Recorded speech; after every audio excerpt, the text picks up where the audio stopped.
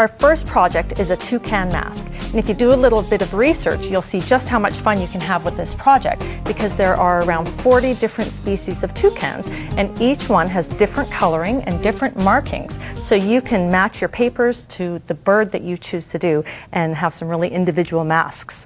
The product that we're going to use for our project, we need 3D paints, blue, black, and yellow cardstock. You'll also need some ribbon. And then the basic supplies that we're going to use today are tacky glue, glue stick, a hole punch, a pencil and a yellow pencil, and a pair of scissors. So let's go ahead and get started. The first step is to go online to our website and download the patterns for your mask. We've marked each of the pieces on the patterns with the color that you need to cut it out of. The first thing that I'm going to do is cut out my black pieces. So I have the mask piece, a detail for the beak, and then this little piece is also for the beak. I'm going to take my yellow pencil and I'm going to trace all the way around the mask. And you can see that with the yellow pencil, you can see really clearly on the black where you're going to cut. So be pretty careful as you trace and try to keep close to the edge so that you get a nicely shaped mask. And around the eyes, this side, and then for where the hole punches are, I'm just going to go ahead and mark a little X.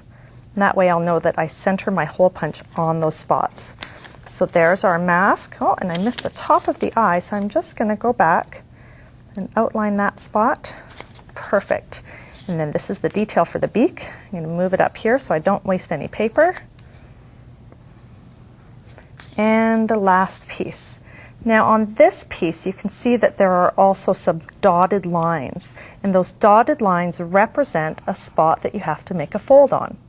And to make my fold a little bit easier, I'm going to finish drawing along here first, and then I'm going to take my pencil, which is just a little sharper than my yellow pencil, and I'm going to draw on top of my dotted lines. And that's going to put kind of a little indent on my cardstock so that I know where to fold, and it'll make the fold a little bit easier too. There we go. So the next step is to cut everything out. I'm going to start by trimming around the mask just to separate it from the other pieces. And then I'm going to cut inside of these circles. The best way to do this is to poke in really carefully with your scissors, and then to go to the bottom with the scissors. I'm going to trim a little line straight out to the edge, and there we go. Now I can cut it easily. Another tip that I like to share is that when I'm cutting, I try to turn the piece that I'm cutting instead of turning my scissors, and that gives you a more exact cut and a little bit more control when you're cutting things like a circle. There we go. So of course I would finish cutting out the entire piece of this mask and all my other pieces. There we go. And if your edges aren't perfectly straight, that's okay too, because we're going to put some glitter paint around them, and that's going to hide any little tiny bits that aren't perfectly straight. So that's my mask. Of course I cut out the other circle for the eye and the details for the beak, and then I would go ahead and I would trace my blue piece onto the blue cardstock and cut that out. And you can use the same technique inside of the circle. And then we're going to cut out the yellow pieces. And then this piece, instead of drawing it on, I went ahead and I printed it directly onto my cardstock from my printer. And that makes it just a little bit easier, so I don't have as much to trace. Again, I can take my pencil now and trace over top of each of these lines that has the dots. And when I fold this up, I'll fold this side to the inside so you can't see it, and it will make folding along these dots a little bit easier. There we go. So I'm just going to set this aside, and let's go look at all the pieces that I've cut out. So this is our black mask piece, and I've turned it upside down so that I don't see any of the yellow, and I'm going to use my glue stick to glue the details on. So first the eye pieces. You want to make sure that it's coated nicely around, especially around the edges, so that it adheres nice and flat. Push that into place. And then the blue rings. And again, this is where you can have a lot of fun because the different toucans look so different and beautiful. There's all kinds of reds and blues and greens on them.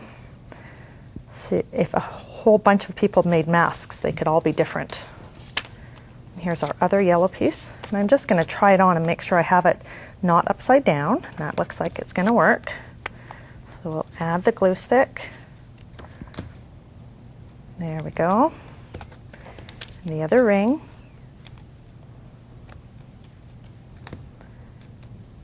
And then if I flip this back over, I'll be able to see where I marked my yellow X's. Oh, actually my X's aren't on this one. So I'm going to go back to my pattern. I'm going to put it back in place. Mark my X's so I know where to punch. And then use the punch. So I'm going to open this up. And I can line up the X with the dot of the punch and punch right through all of the layers. Okay, so we can set this aside, and the next step is the beak. So for the beak, I'm going to go ahead and I'm just going to make my creases first. Just use your fingers and fold along all the dotted lines. And if you've drawn over them with the pencil, that's going to help them fold nice and exactly. And then these little tabs are going to help you have some dimension to your beak. So we're going to have to fold all of those guys up.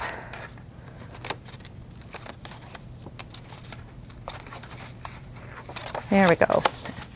Now I'm going to flatten it out, and I'm going to glue the pieces onto the beak, just like I did on the mask. So use your glue stick, add the details. These are kind of like nostrils almost on the beak near the front. Glue all of that in place. And the next step is to go ahead and paint your beak.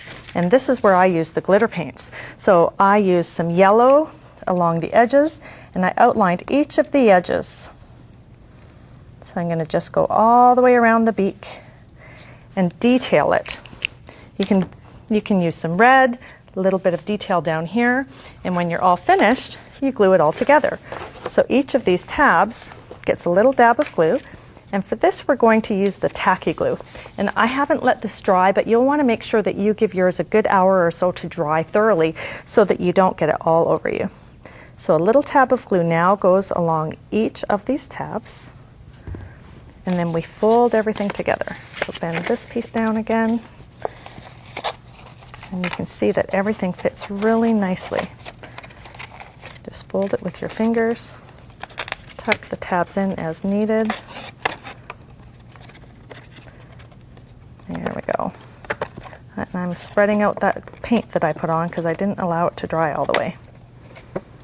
There we go. So you're going to fold all those tabs in and now set this piece aside to dry as well. And when you're all done, you'll have the dimensional beak like this. We have to add a little bit more glue, and again I'm going to use the tacky glue on this piece because it's a little bit heavier paper, and the dimension, we want to make sure we have a really strong adhere.